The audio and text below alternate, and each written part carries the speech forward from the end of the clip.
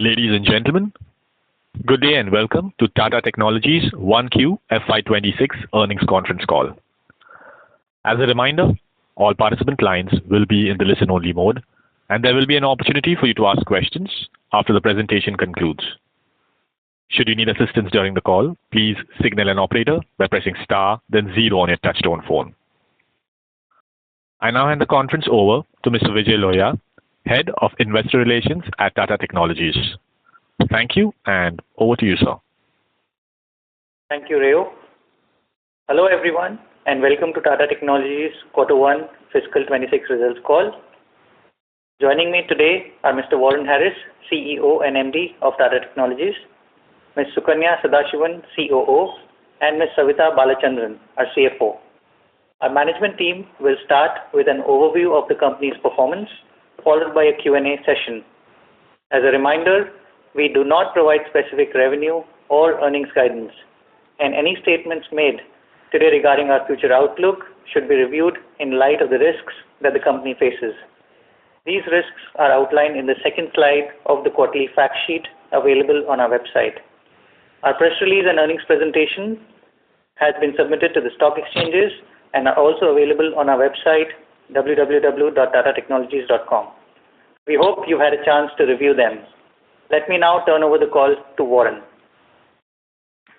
Thank you, Vijay, and a warm welcome to everybody joining today. Let me begin by addressing our Q1 FY26 performance, followed by our view on the business outlook, key strategic highlights, and recent customer engagements. Savitha will then take you through the detailed financials.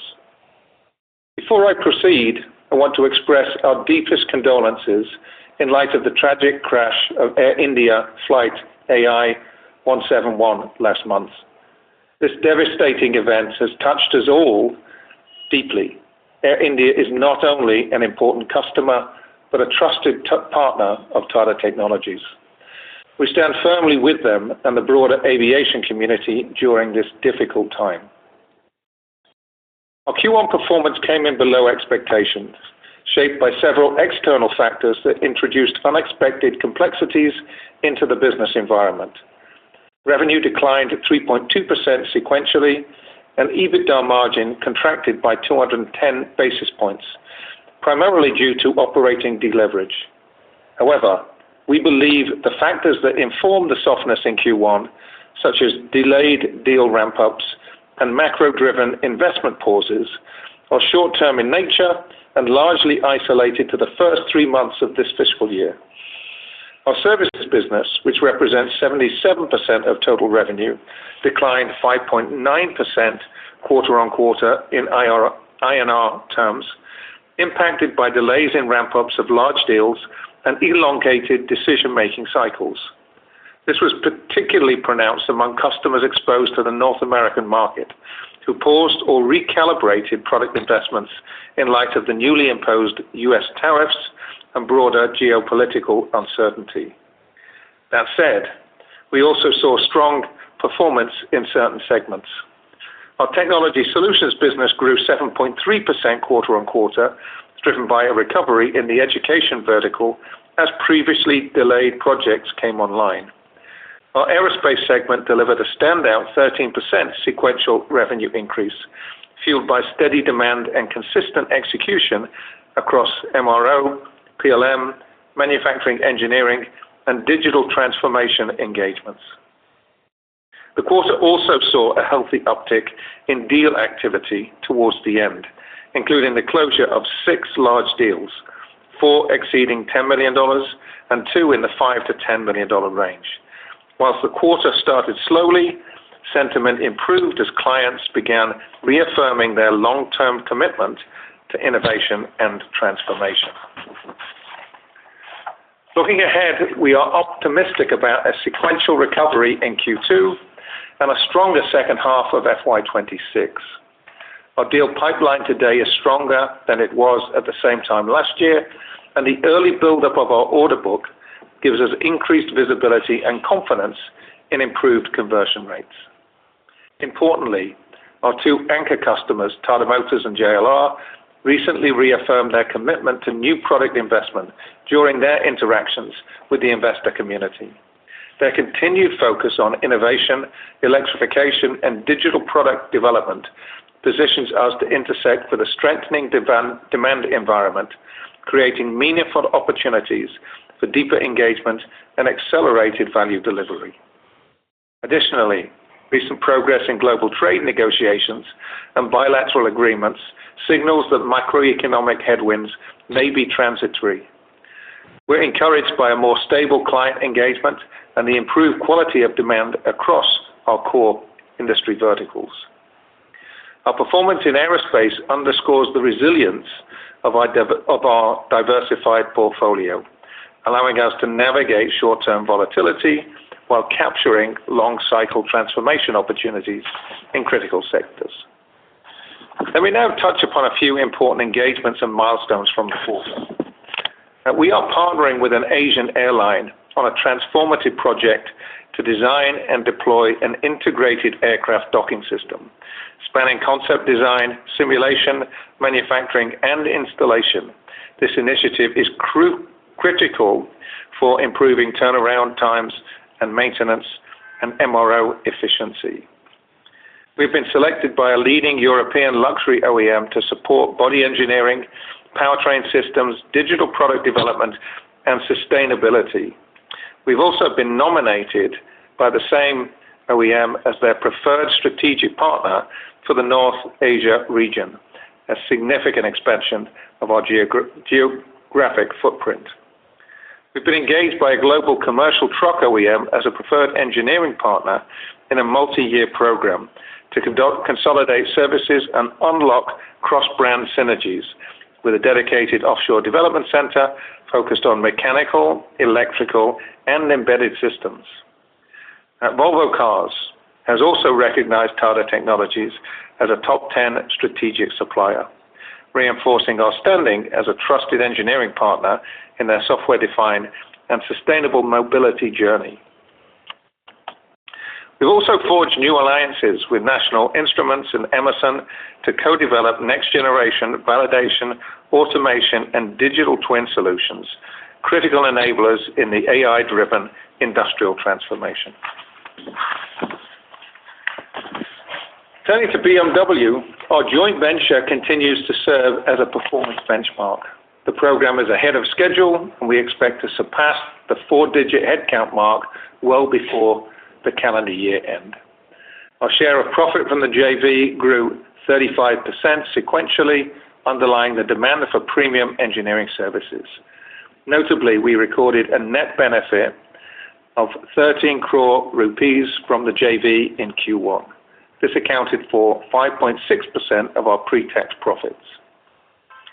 On the EV adoption question, we believe current moderation is a temporary pause, not a structural reset. Innovations like CATL's next-generation battery offering 520-kilometer range with a 5-minute charging highlight the acceleration of EV viability. Our experience in EV design and development ensures we remain a strategic enabler in this shift. In closing, while Q1 reflected near-term external challenges, the long-term trajectory remains strong. With a diversified portfolio, anchor relationships with Tata Motors and JLR, and a sharp focus on engineering a software-defined intelligent industry, Tata Technologies is well positioned to deliver sustainable value and help our clients engineer a better world. With that, I'll now invite Savita to take you through the detailed financials. Thank you, Warren. Good morning, good evening, and a warm welcome to everyone joining us from across time zones. We appreciate you taking the time to be with us here today. Building on the strategic and business overview that Warren just shared, I'll now share with you our financial performance for the first quarter of fiscal 26, highlighting the key metrics, trends, and developments that shaped the quarter. Revenue from operations stood at 1,244 crores, marking a sequential decline of 3.2%. On a constant currency basis, Total revenues were down 4.6% during the quarter, reflecting the movement of the US dollar during the period. Revenue from our services segment, which accounted for 77% of the total revenue for the quarter, came in at 964 crores, down 7.6% quarter-on-quarter in constant currency terms and 5.9% decline in Indian rupee.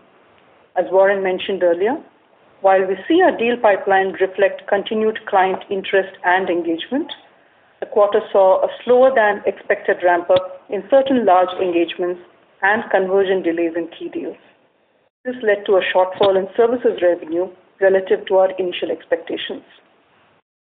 Notably, recent weeks have outlined some green shoots in sentiment, with customers beginning to look beyond short-term policy concerns and reasserting their focus on long-term product roadmaps.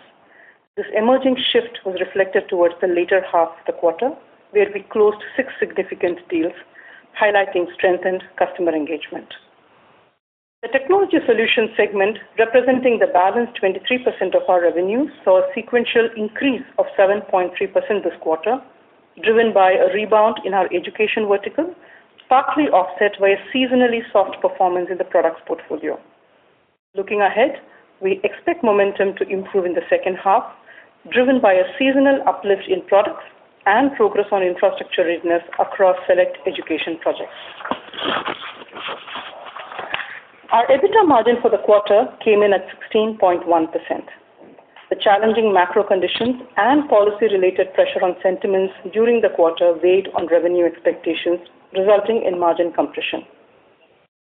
Let me walk you through the key factors that influenced the margin movement during the quarter. The employee benefit expenses, which remained flat quarter-on-quarter in absolute terms, rose by 170 basis points as a percentage of total revenues, as we built the right skill mix within our resource pool in anticipation of a rebound in the following quarters. This was partially offset through an outsourcing and consultancy expenses, which declined by 13% sequentially, reflecting a deliberate alignment of our subcontracting activity to revenue during the period. As a share of total revenues, these costs declined by 80 basis points sequentially, underscoring improved operational efficiency. Also, other operating expenses fell 9% quarter-on-quarter, with their share of revenues down 60 basis points, reflecting continued discipline in discretionary spend. Meanwhile, our collaboration with BMW in India continues to outperform expectations. In Q1, our share of profit from the joint venture increased 35% sequentially to 4.8 crores. And as we've outlined in our previous communications, the other income includes a deferred income of 8.3 crores, reflecting the fair value gain on the options relating to our investment in the company. The combined net benefits stood at 13 crores, accounting for 5.6% of our pre-tax profits. We expect the current momentum to remain strong, driven by sustained demand for premium engineering solutions across key verticals. As Warren highlighted earlier, the engagement is tracking ahead of plan, and we're now on course to exceed the 4-digit headcount thresholds well before our original year-end expectations, underscoring both scale and velocity of execution. Other income saw 11.4% sequential growth in the quarter to 64 crores, mainly driven by unrealized foreign currency gain of about 25 crores. We also had net treasury income of 24 crores during the quarter. As a result, the profit before tax declined 10% sequentially to 133 crores. On a year-on-year basis, PBT was up 6%. Our effective tax rate during the quarter came in flat at 26.8%. As a result, profit after tax was down 9.8% quarter-on-quarter to 170 crores, while on year-on-year basis, it was up 5.1%. Preserving financial strength and ample liquidity remains central to our strategy, and as of end of the quarter, we continued to operate debt-free with net cash of $159 million, which was down from $175 million of the previous quarter, primarily reflecting the dividend of $55 million that we paid out towards the end of June. Our collection processes continue to remain resilient and well-governed, with a total DSO coming in at 87 days at the end of the quarter, reflecting a marginal increase from the 81 days of March. Importantly, Underlying collection efficiency continues to hold firm, reinforcing the strength of our credit and receivables management. On cash flow front, Q1 saw a notable improvement in both working capital as well as the cash conversion metrics. Free cash flow for the quarter stood at 190 crores, supported by a net working capital release of 121 crores. We remain focused on sustaining strong collection efficiency as well as conversion discipline going forward. Moving on to operational metrics, the total headcount at the end of the quarter stood at 12,407, reflecting a net reduction of approximately 237 associates or 2% compared to a previous quarter. The reduction was not fully backfilled during the quarter, in line with our calibrated hiring approach. That said, we continued to invest in strategic talent acquisition across high-priority areas, including digital engineering, embedded systems, and AI-led transformation to support differentiated delivery and our long-term growth ambition. This focused hiring underscores our commitment to building a future-ready workforce while ensuring optimal resource alignment with evolving business needs. Our trailing 12-month attrition rate ticked up modestly this quarter, rising to 13.8% from 13.2% of the prior period, in line with industry trends. While attrition levels remain within manageable bounds, we continue to prioritize talent retention and capability building through structured development initiatives. Investment in skill enhancement and upskilling have been stepped up, especially in strategic domains such as SDV, AI, and cybersecurity. These efforts are designed to deepen technical bench strength, enhance employee engagement, and future-proof our talent pool in alignment with evolving customer needs. In conclusion, while Q1 reflected pockets of softness in top-line performance, our operational execution remained disciplined and aligned with long-term strategy. We continued to invest in priority areas, maintained financial strength, and drove efficiency across value chain while navigating a dynamic demand environment. Our customer conversations remain constructive, and we see encouraging signs in key growth areas. As we advance through the year, our focus remains on strengthening customer relationships and executing with agility and delivering value to our stakeholders. Thank you. With that, let's open the floor for questions. Thank you very much. We will now begin the question and answer session. Anyone who wishes to ask a question may press star and 1 on their touchtone telephone. An operator will take your name and announce your turn in the question queue. Participants are requested to only use handsets while asking a question. Also, participants are requested to limit their number of questions to 2 per participant and rejoin the queue for any additional questions. Ladies and gentlemen, we will wait for a moment while the question queue assembles.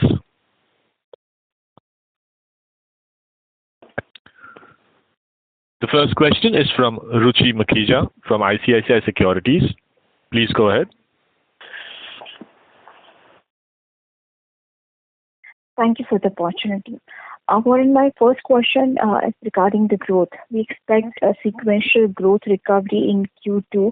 Is this on back of the 6 strategic deals that we have won, or we see uptick in business beyond these 6 deals as well? Well, thanks for the question, Ruchi. We entered the fiscal year with a fair amount of momentum. There was deals that were closed in Q4, and certainly towards the end of the first quarter, we've added the 6 deals that we've just announced. So it's really the order book that we're taking into to Q2, and also the improved sentiment. I think the tariff concerns and the macroeconomic concerns that informed the softness at the beginning of the fiscal, they haven't fully dissipated, but we are seeing increased confidence that common sense will prevail, and that trade negotiations will provide an environment that will provide the sort of basis and confidence around which decisions can be made. So our confidence in improvement in Q2 and the second half of the year are informed by order book and also the engagement and sentiment that we're picking up from customers. started. Secondly, in our non-auto segment, the revenue declined almost on same pace as auto on sequential basis. Can you break up for us which segments are drag here?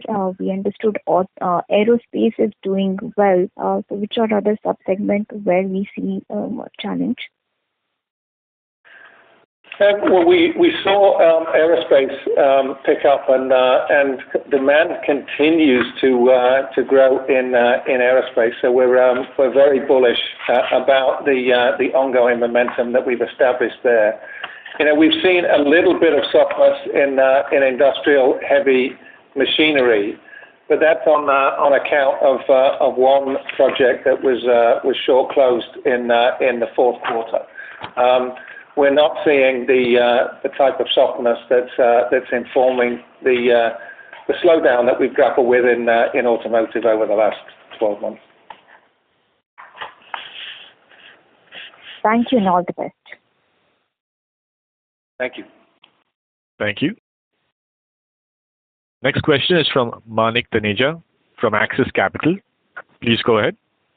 Hi, thank you for the opportunity. I had a couple of questions. The first question was with regards to the expectation that we should start to see recovery from Q2 onwards. If you could talk about how you see the demand within your anchor customers and outside of that, and if the sequential rebound essentially is largely led by anchor or the external customers. That's question number one. The second question was with regards to our on-site offshore revenue mix. It appears that metric has also got impacted with the pressure that we saw in terms of revenues. If that's the only reason for the change in terms of metrics, or there is also a change in terms of the type of projects that you're winning, which is impacting this metrics. Those would be my questions. Two great questions. Certainly we've been very encouraged by the sustained strong demand from the anchor customers, both Tata Motors and JLR. And as I commented in my opening remarks, we see that continuing to be very much a part of the demand environment that we look to intersect with. I think the confidence, however, in Q2 and the second half of the year is much more informed by the overall sentiment in the automotive market. One of the things that we continue to be reminded of is that the automotive industry is a product-led industry, and I think that the uncertainty that has defined the space over the last 12 months as the election cycles have played out in North America, and as the EV incentives in Europe have run off, there's been a lot of latent product investment decisions that have been building up, and I think that the sort of anticipation that we had at the beginning of the fiscal, that latent investment demand would convert into new products was somewhat undermined or compromised by the tariff announcements. But we've seen that largely play out in the first 3 months, and a lot of the decisions that we were anticipating are now starting to get made. And so, our confidence in Q2 and the rest of the year is really about broad market sentiment and not just about specifically what's going on at JLR and TMO. Sure, that helps. Second question was with regards to our on-site offshore revenue mix trends. The onshore offshore. The change in mix is largely driven by what's happening in aerospace. Aerospace is for us an area of growth. It's been driven largely by what's going on in Airbus. But the reputation that we're building in Airbus and the associated opportunity that we're getting within their supply chain, particularly in and around the propulsion players, is giving us opportunity that is beginning first onshore, and then we are leveraging the relationships and the credibility that we're building to drive business offshore. So it's part of the sort of life cycle of engagement that we're seeing with a number of our aerospace customers. Sure. Thank you. All the best for the future. Thank you. Thank you. Next question is from Darshil Javeri from Crown Capital. Please go ahead. Hello. Good evening, sir. Thank you so much for taking my question. Hopefully I'm audible. Hello. Yeah, you're very clear. Very clear. Yeah. Hi, sir. So just wanted to know, like we've referred that our order book looks good. If we could quantify what's our current order book, that would be really helpful, sir. Well, we don't provide specific details in terms of order book, but as I said in my opening remarks, the order book at the end of the first quarter is better than the order book this time last year. So again, our confidence in the rest of the year is driven in part by that data point. Okay, fair enough, sir. So if you could just maybe help with what kind of percentage growth is there in the order book, that could just indicate like what kind of win that we had better, so if that's possible. We've seen a material improvement, but we don't quantify the improvement in order book in specific terms or in percentage terms. Oh, fair enough, sir. I also just wanted to know any kind of new areas from other than our existing areas are we targeting to grow at or looking for it, so? Yeah, I think there's a number of areas that is informing not just the order book but also the pipeline. I've referenced aerospace. Typically our business in the past has been in the aerostructures and the MRO space. We are now extending that into propulsion systems, and that's enabling us to build relationships again outside of the work that we've done in the last 3 years with Airbus in both automotive, aerospace, and industrial heavy machinery. There's a lot of work that we are undertaking in and around smart manufacturing, and that relates to the deployment of digital solutions, particularly PLM, ERP, and MES solutions, and the integration of the technology stack that informs and deploys the ability to be able to fully integrate the digital definition of the product with the manufacturing process and the way in which products are built. We're also seeing a lot of uptick in and around the deployment of AI solutions in manufacturing. In the fourth quarter, we announced a very large deal with a Tier 1 North American automotive company where we are deploying our proprietary AI framework at Chromosome AI into that organization across 100 plants. We are deploying sensors, collecting data, and using that platform to enable the organization to accelerate manufacturing throughput and increase manufacturing uptime of assets, legacy assets within those plants.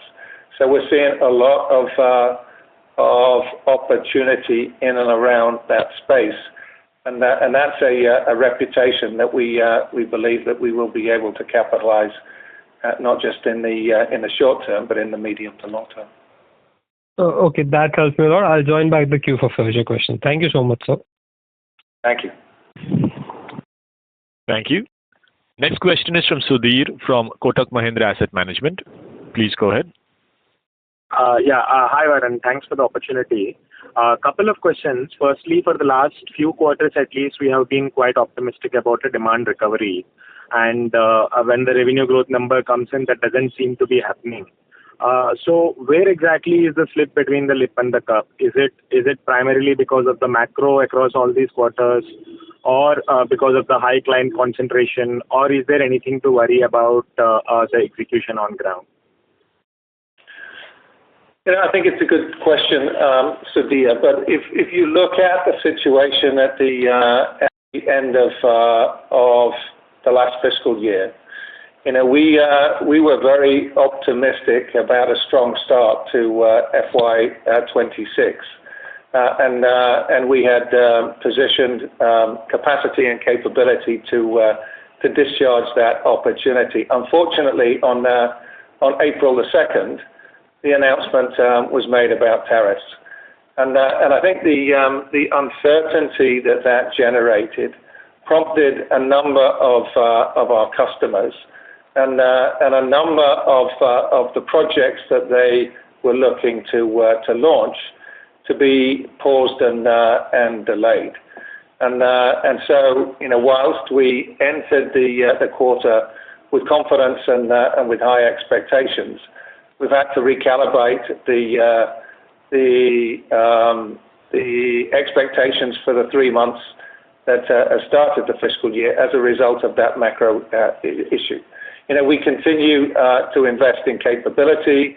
As you've seen through the margins, we've protected capacity primarily because we expect the situation to be short term, and we are very confident about Q2 and continue to believe that the second half of the year will be better than the first. So we see the challenges, the headwinds that we've faced as being tactical, short term, and we expect to bounce back very soon. Sure, sir. My second question is, I think in a media interaction you mentioned probably you will do double-digit growth in FY26. Now with a very sharp decline in the first quarter itself, so how do we think about the full year outlook in terms of revenue growth? That would be from me. Thank you so much. I think we certainly have had our expectations somewhat challenged by the events of the first 3 months, but double digit will continue to be our North Star. We'll see how we do in the second quarter, and I think we'll have a much more informed perspective as we move into September and October. So as of right now, we will continue to push the organization as hard as we can to achieve the type of growth that we had planned for at the beginning of the year. But I think the next 3 months will really determine whether or not that's realistic.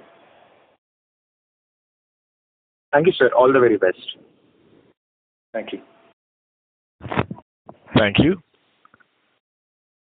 Next question is from Kunal from Bank of America. Please go ahead. Sure. Thank you. A couple of questions from my side. The first one is on margins. As you think about the 200 basis points EBIT margin decline in the quarter, I just wanted to understand how much of it of this could be lost to operating leverage versus the on-site bump up that you've seen. And is it fair enough for us to assume that what's been lost to operating leverage should be sort of recouped in the next 2 or 3 quarters? Yeah, hi. Thanks for the question, Kunal.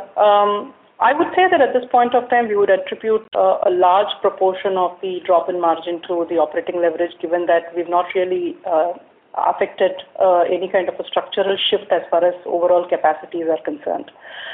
We did obviously have a shift as far as onshore related revenues are concerned, but from a capacity perspective, it didn't really change much between on-site and offshore capacities. Therefore, at this point of time, I think it's fair to assume that most of it is really more of an operating leverage effect.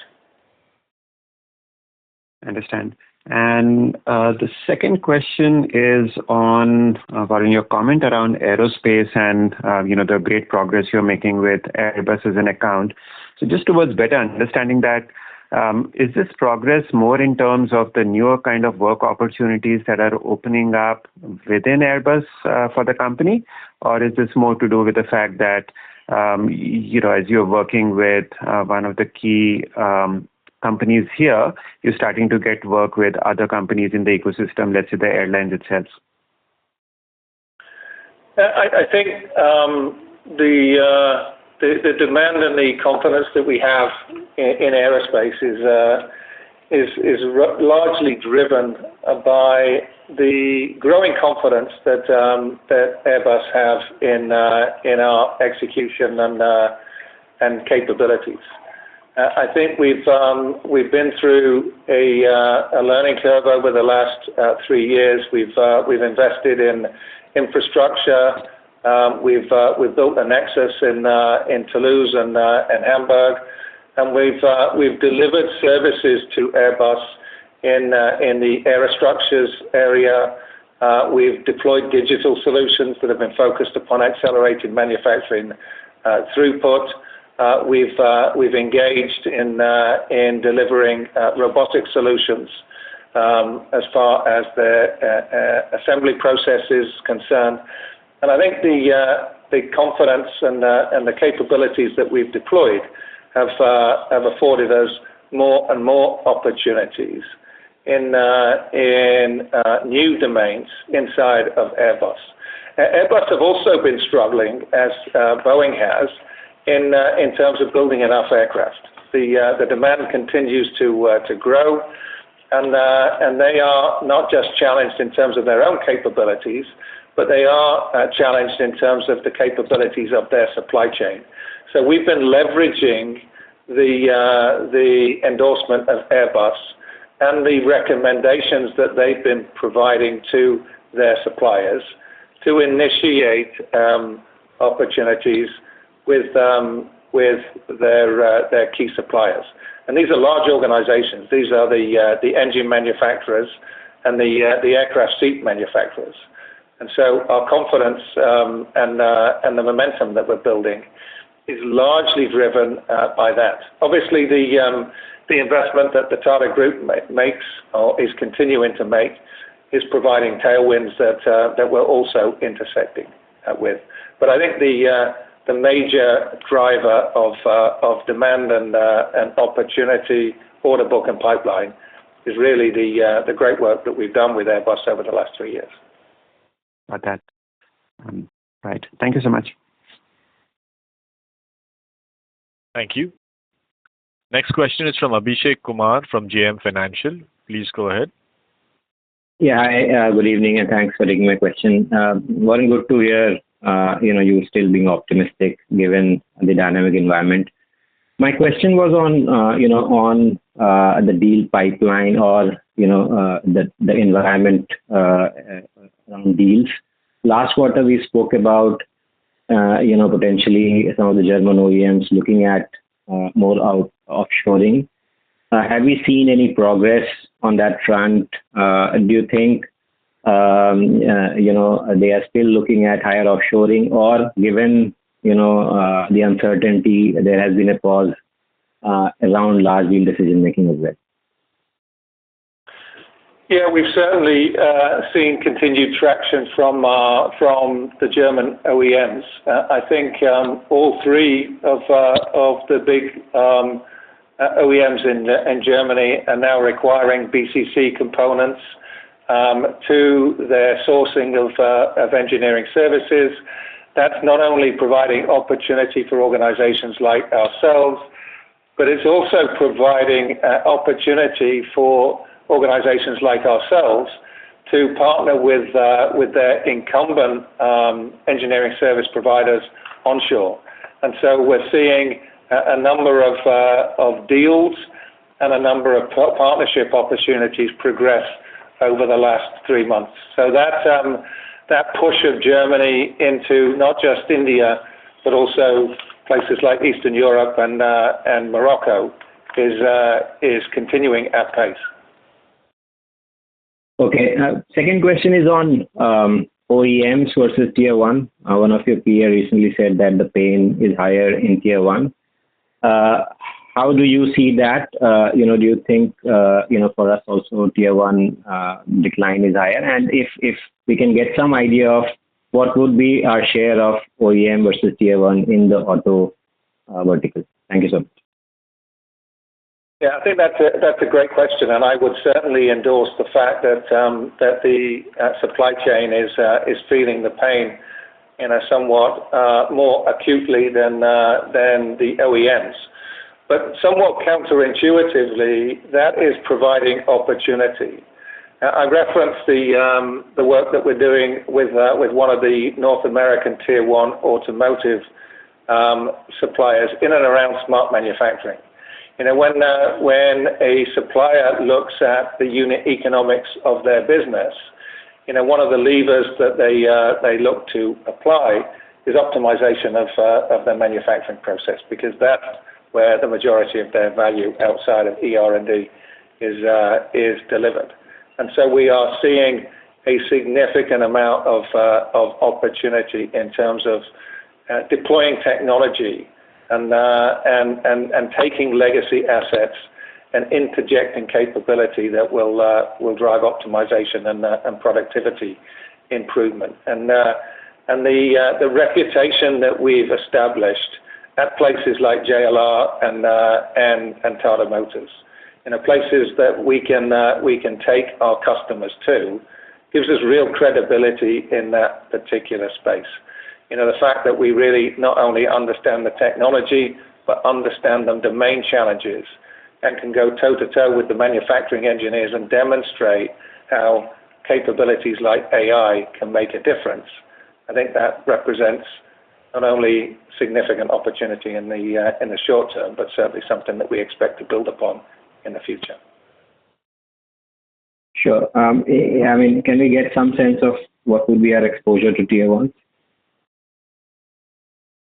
I don't have a specific number for you, but that's something that we can get back to you through Vijay and his team. So let me come back to you with those numbers. Sure. Thank you and all the best. Thank you. Next question is from Shraddha Agarwal from AMSEC. Please go ahead. Yeah, hi, Warren. Shraddha, you're not audible. Can you speak up? Yeah, is it better now? Yeah, that's better. Hi. Yeah, hi, Warren. So in terms of German OEs, we did indicate that they are looking at a higher outsourcing to India or Eastern Europe countries. So how are we looking at demand trends from US auto OEs?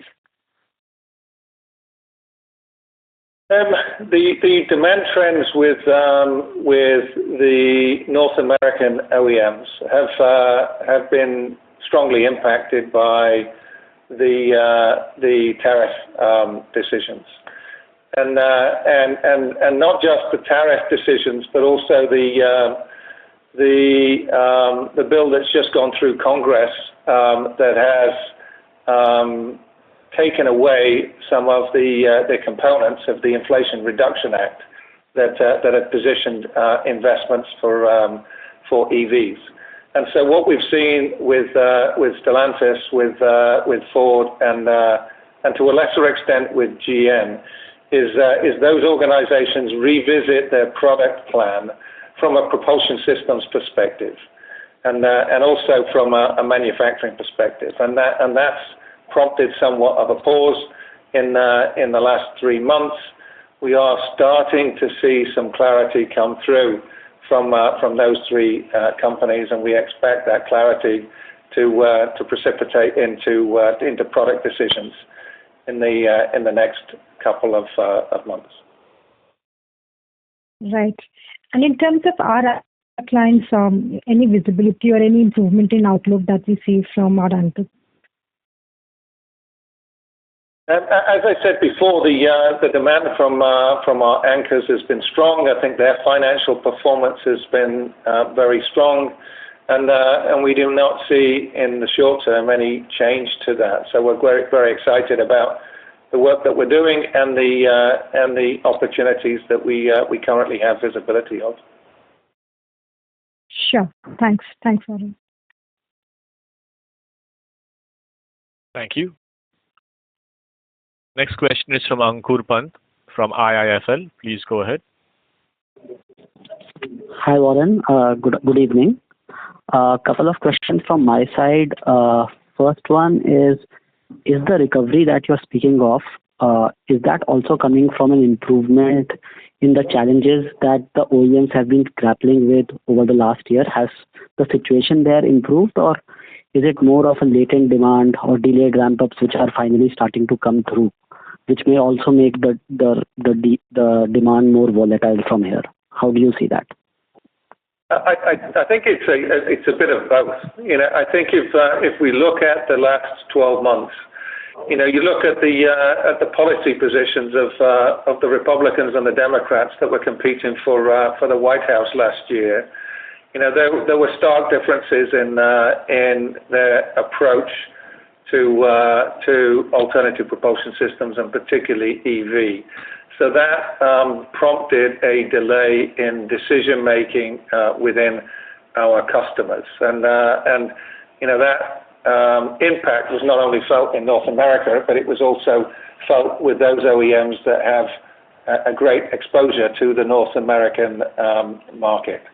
I think the clarity that we saw in November, certainly precipitated in much better engagement that we had with our customers in January, February, and March.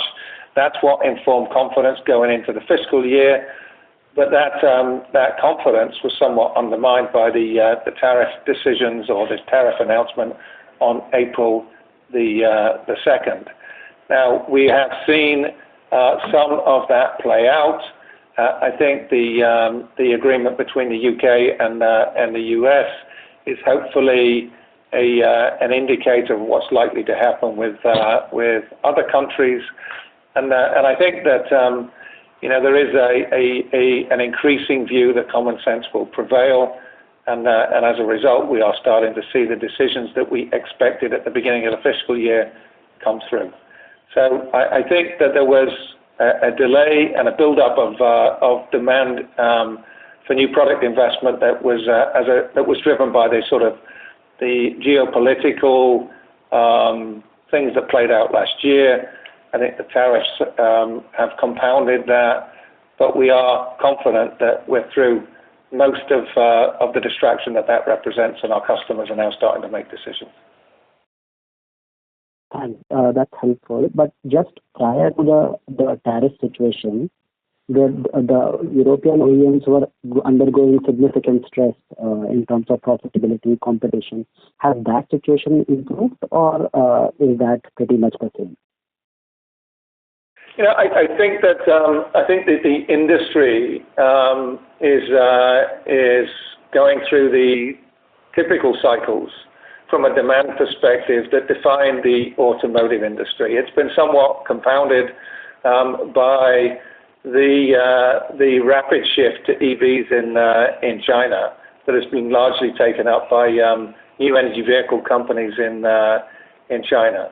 So our customers, in terms of their financial performance, will, I think, continue to face some headwinds in the next 12 to 18 months. But I think one thing that we all have to remember is that the automotive industry is a product-driven industry, and the one thing that is typically protected is the investment in new products. And I think the investment has not been there in the way in which we expected over the last 12 months because of the things that I've cited before, and that I think reinforces the priority that most of our customers are having to position in deploying the investments that are long overdue. Sure, thanks. And secondly, on margins, now we've seen a sharp decline in margins this quarter. How do we see the margin trajectory from here on in, and any decision on wage hikes? When would they be rolled out? So as I think outlined in the earlier part of the call today, the impact on the fixed costs that we've kept within the system has largely explained the drop as far as margins are concerned. That being said, from our perspective, I think we continue to maintain that our goalpost is to move towards the 20% margin band as we scale up our operations. That being said, we will continue to, of course, start looking at optimizing costs all delivery and efficiency levers that we have at our disposal, be it improving offshoring sequentially, looking at rationalization of our people pyramids. And of course, going ahead, we will also continue to see improvements gradually as we see a lot of productivity improvements come through use of AI and other tools. But these, of course, will, as I said, reflect more gradually over a period of time. And to the point that Warren had made earlier in the call, as we see Q2 play out, we'll be in a much better position to assess what the rest of the year is going to look like, while our ambition will continue to try and see how we can at least ensure margin preservation for the year as we exit Q4. But we'll be in a better position to assess the situation. Thanks, Savita. Just on wage hikes, have you made any plans on that? On the wage hike yet, so that is something that the management will discuss internally and take appropriate discussions with the organization. Perfect. Thanks, Savita. Thanks, Warren. All the best. Thank you. Next question is from Chandramouli Muthiah from Goldman Sachs. Please go ahead. Hi, good evening, and thank you for taking my questions. My first question is just around the sequential recovery we expect through the rest of the year. So does that assume that the current standoff on tariffs gets resolved at some point in the next couple of months? Or just want to understand what needs to happen for more visible sequential recovery in the back half. I think our confidence in Q2 is really not informed by any expectation in terms of the trade negotiations that are going on between various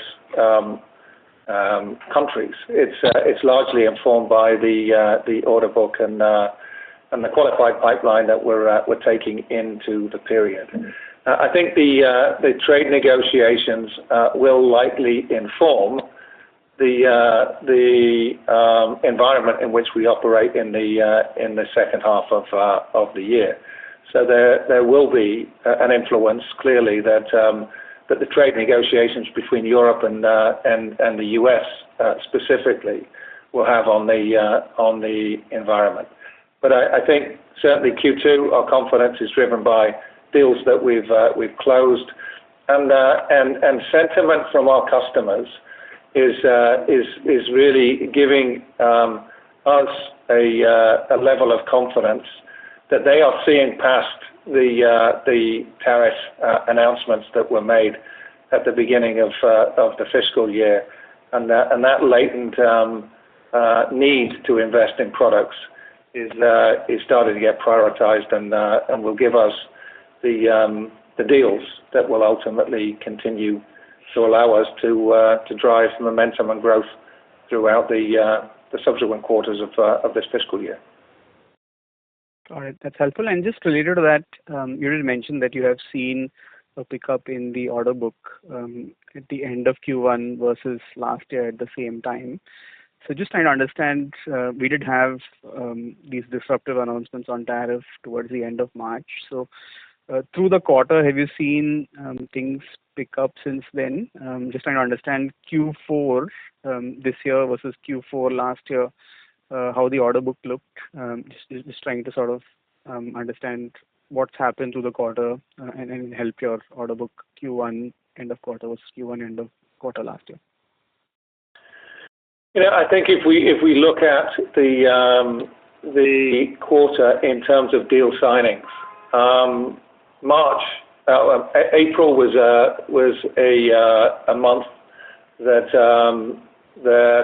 was very muted in terms of deal signings. The announcement on tariffs was made on the 2nd of April, and that prompted many of our customers to pause and to delay decision making.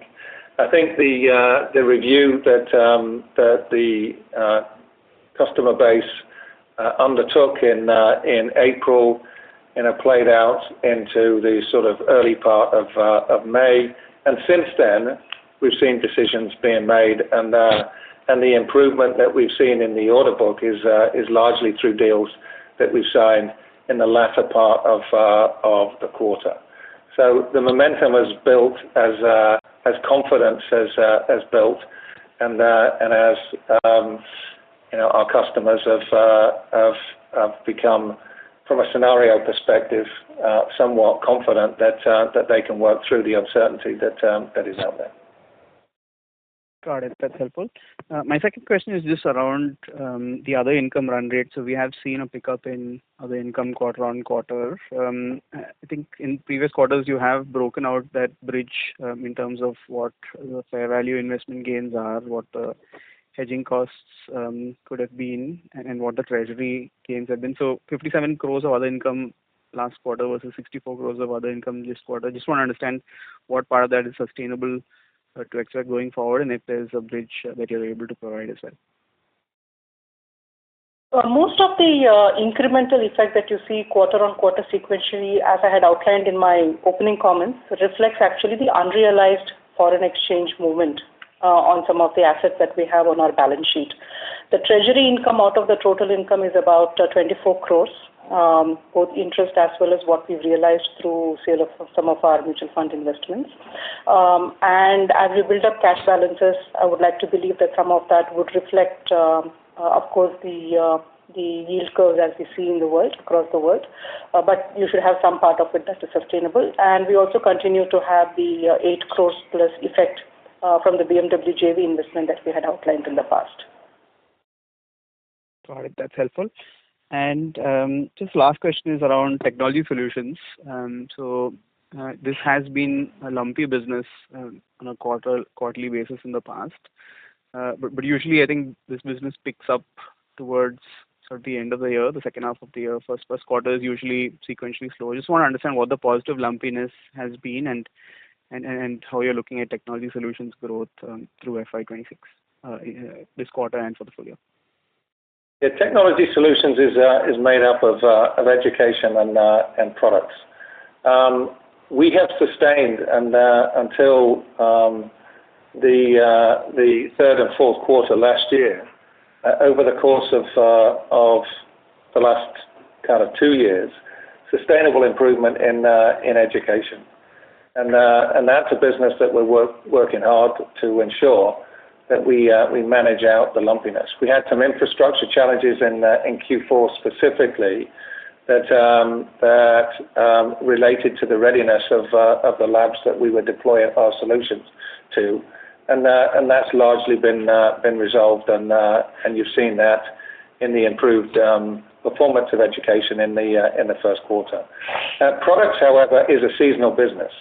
Most of our customers in that area discharge budgets at the end of the calendar year, particularly in North America, and the large maintenance contracts are typically renewed at the beginning of the new calendar year. And so Q3 and Q4 are the big quarters for the products business. And so there is some lumpiness and some seasonality that we have to factor into our plans because of that. Got it. That's helpful. And just lastly, around headcount, just want to understand, as you see sequential improvement through the year, where we are at presently in terms of utilization rates, and when would we potentially trigger a pickup in headcount if that's the plan for the rest of the year? I think we'll continue to monitor the demand environment. I think that there is capacity that we have that we can look to put to work to satisfy the growth that we are expecting in the second quarter. But then I think we'll recalibrate our headcount plans at the end of August, beginning of September, as it pertains to the second half of the year. Got it. Thank you very much, and all the best. Thank you. The next question is from Rajiv Berlia from Citi. Please go ahead. Yeah, thank you for the opportunity. Just one clarification. You mentioned that 1Q got impacted due to delayed ramp-up and elongated decision making. Did you see any deal cancellation in 1Q? And also, how did the pricing play out in 1Q? Did you see any pressure in terms of pricing? We've not seen any significant deals we've not seen any deals being cancelled. There was a deal in the IHM space in the fourth quarter that got short closed. That was a project that we were engaged with, and because of macroeconomic uncertainty, the customer decided not to progress with that particular project. But that's the only project that we've seen being closed. Most of the issues associated with the softness in Q1 were related to delays of decision making and not cancellation of programs. And that's one of the reasons that we again are confident about the rest of the year, because that need is still very much there. On pricing, the current environment is prompting most of our customers to challenge us on pricing. But I think so far we've resisted that challenge quite well, and that's something that we'll continue to work hard to do. Thank you. That's all from my side. Thank you very much. We'll take that as the last question. I would now like to hand the conference over to Mr. Vijay Lohia for closing comments. Thank you all for joining us on today's call. We hope we've addressed most of your questions. If you have any additional queries, please feel free to reach out to our investor relations team, and we'll be happy to assist you. Wishing you all the best, and goodbye from all of us here. Thank you.